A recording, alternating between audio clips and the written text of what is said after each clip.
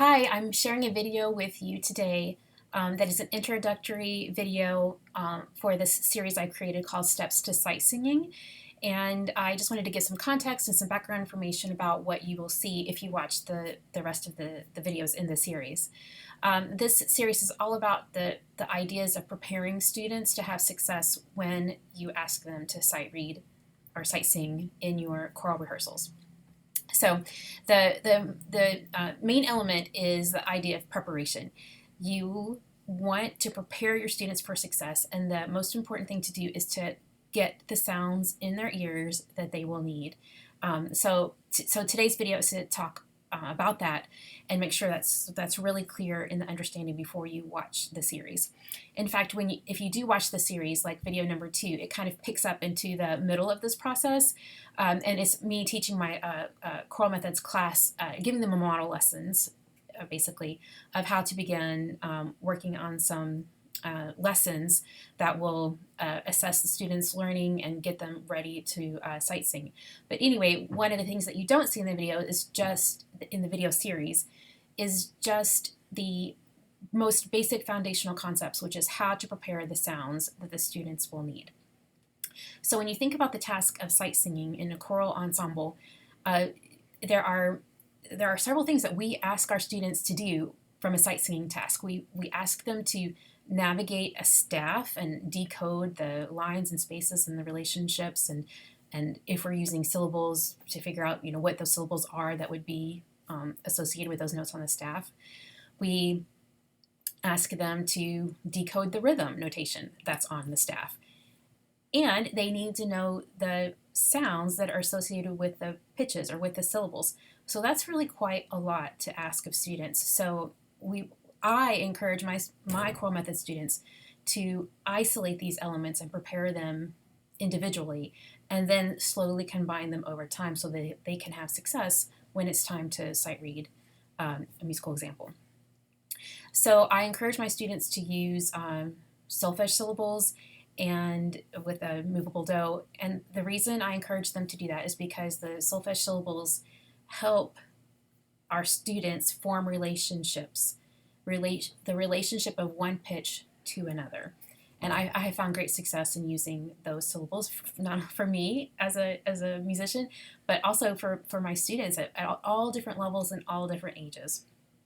So that the idea of relationships of pitches is very, very important, very helpful for the students as they're learning. The same applies to rhythmic syllables. If you use a rhythmic syllable system like Takadimi, or like the Kodai, who used Chevet's approach, the ta, ta, ti, ti, ta, tika, tika, tika, tika, ta, ta. Or I mentioned Takadimi or the Kodai, Chevet, or like the Gordon system, the do, de, do. Any of those kinds of things, for rhythm anyway, they also help build relationships. It's relationships of time, the relationship of sounds to a pulse in time. So the idea of relationships is very, very important and very foundational to preparing our students for success. So the very first way to get sounds, and in the rest of this video, I'm gonna really focus on the pitch and the solfege part of that. But the very first foundational idea is to get the sounds into the students' ears just by rote imitation. So the teacher sings a short pattern with a limited tone set, students echo it back. Just for clarity, I'll demonstrate it here just so that everyone's on the same page. So the teacher would sing do, re, do. The students would echo back do, re, do. Teacher sings do, re, mi. Student sings do, re, mi. And then variations of that, like these, like mi, re, do. Students echo back do, re, do. Students echo back do, mi, re. Students echo back. So it's just that simple, and to begin to develop the sounds they need for their own ear and their own internal understanding of the relationships of those pitches. It's that simple, but it's also a complex a skill to take ownership of those sounds as a novice musician. So that's why the repetition is extremely important, and to allow enough time and allow enough repetitions. It takes, it might not just happen in one day. It could take several days or weeks to develop, to get the sounds that the students need to then be able to recreate them on their own. So first, start with echoes.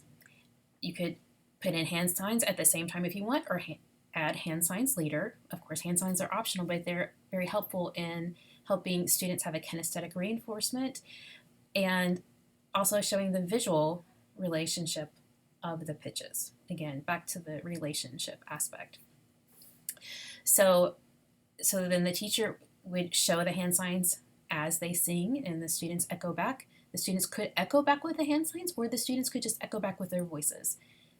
At the beginning, it depends on the age and the learning context that you have, but at the beginning, I think it's more important for the students to be able to decode the hand signs from the teacher than for them to be able to recreate them themselves. But of course, it's ideal if they could.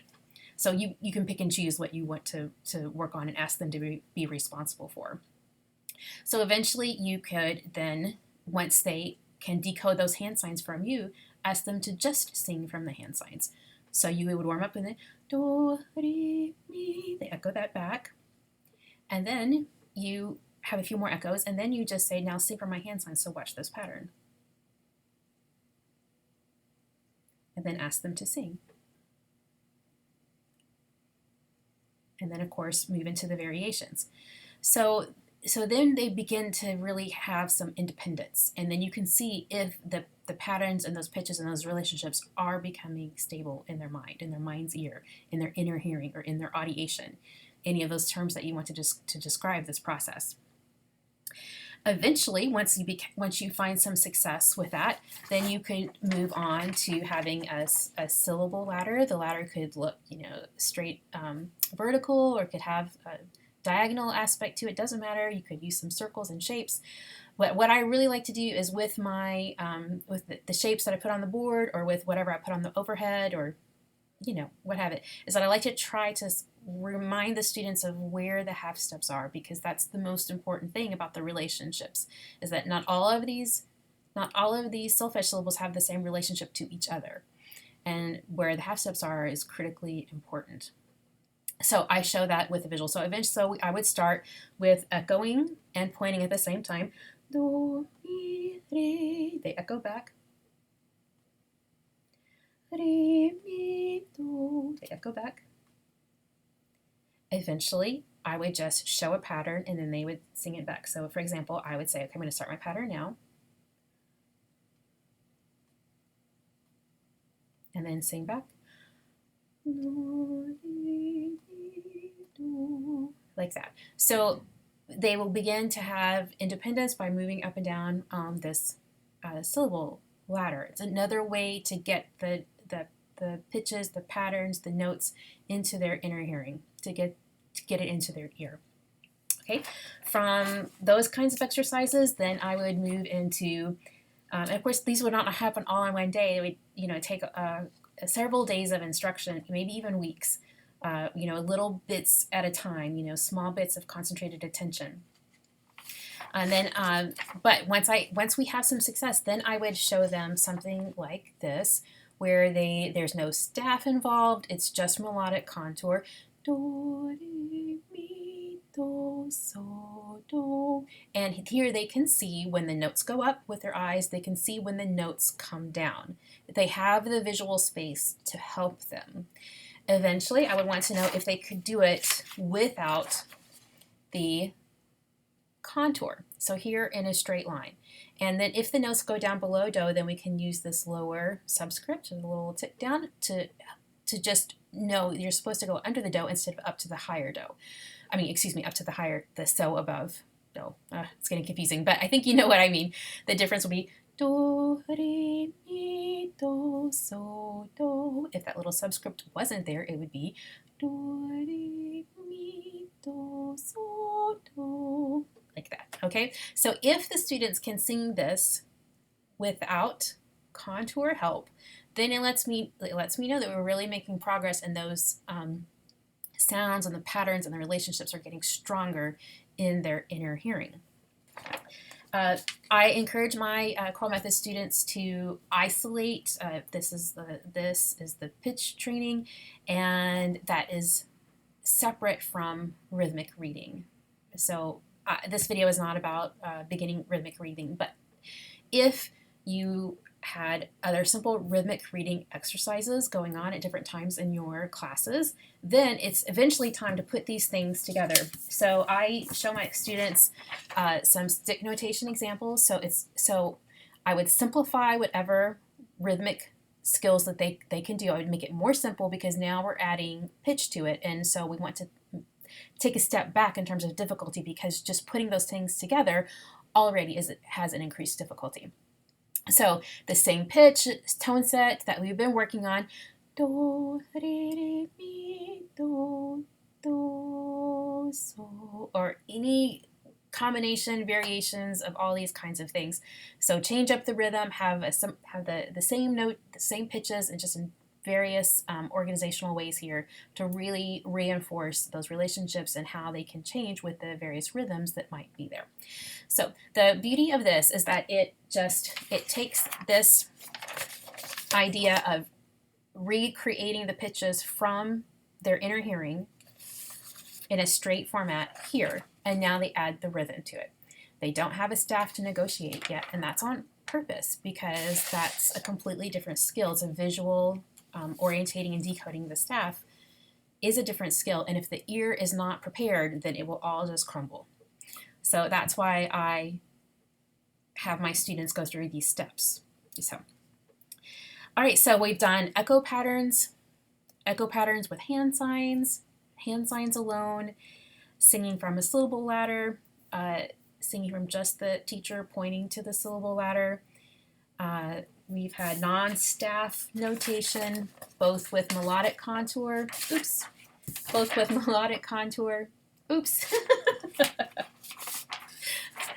with melodic contour, oh my gosh, why is this so hard? And without the melodic contour in a straight line. And then we add the rhythm to create the staff notation. So even though I can't keep all my visuals straight here, I think that you can see from my visuals that they're not fancy, they're not super duper graphic. And at this point, I feel that that's okay because the thinking and the foundational content is way more important to the students than the lesson presentation. So what I'm trying to say is that if you have a very, very fancy presentation, that's great. But if the foundational concepts are not there and the sequence of teaching is not secure, then it won't matter because it will crumble, and the fanciness doesn't make the success. It's the sequential, ordered, secure thinking and planning that makes the success with your students. Okay, so while all these different steps are going on, it's important to check in to see if the students are actually recognizing the sounds. So these activities do support that, obviously, but I encourage my students to do some other activities to assess the students, formative assessment, to see how the lessons are going, to see if those students are really understanding it the way that you think they are, to see if the class is getting the understanding, or do you have just a few strong leaders in the singing and that the others are copying? Like all these things we need to kind of parse out as we're going along. So in the sequence of videos, you'll see me model some of these lessons with my choral method students, and I have them aurally recognize patterns. And so basically it's a multiple choice. I make a super simple visual, and I sing one of the patterns and on a neutral syllable, and then I ask the students to vote, like, did I sing pattern 1 or did I sing pattern 2? You see me do that on Zoom. Of course, that works wonders in a classroom where you could have them vote. If you see that they're looking around at each other to see what their answer is, that tells you what you know. They're not secure on this yet, and you need to review. Another way to go about this, to figure out what's really securely in their ear, is to do some very easy dictation exercises. And I know that word used to scare me a lot, but this is basically just a fill in the blank. And you'll see that on the video as well, using your preparation tone set, the syllables that they've been working on. You have a little pattern for them to see, and one of the solfege syllables won't be there, it'll be blank. So you sing it on an intro syllable and see if they can figure out what solfege syllable goes in the blank. And that's a great way to figure out the class understanding. If you have them use hand signs, then that's super. What syllable do you hear should go in that blank? Can you show me with your hand signs? Again, if they all pop up immediately, they know they know clearly that was a ray in there, great. But if some of them have ray and some of them have me or do or whatever, or if they're just looking around a lot before they answer, then you know that it's not secure yet. So that's can be a classroom activity, a formative assessment. Or if you're at the end of a unit, you could actually, hand that out, have them write in their answer and turn it back in. You could give summative assessment. It could be used in a lot of different ways.